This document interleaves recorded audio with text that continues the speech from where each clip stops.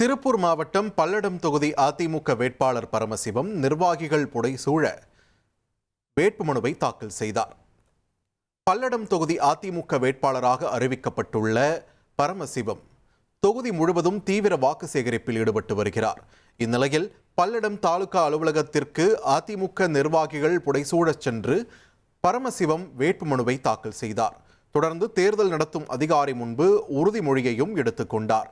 முன்னதாக பல்லடம் எம்ஜிஆர் சாலையில் நிறுவப்பட்டுள்ள அண்ணா சிலைக்கு அதிமுக வேட்பாளர் பரமசிவம் மாலை அணிவித்து மரியாதை செலுத்தினார்.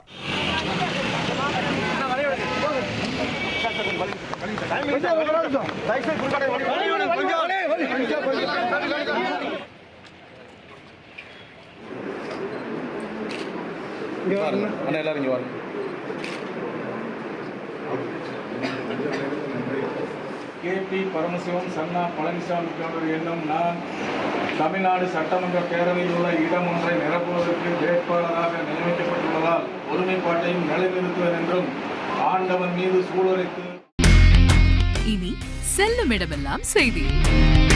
தந்தை டிவியின் வாட்ஸ்அப் சேனலை ஃபாலோ பண்ணினா செல்லருக்கும் இடமெல்லாம் செய்தி. இதோ QR கோட் இப்பவே ஸ்கேன் பண்ணுங்க, ஃபாலோ பண்ணுங்க.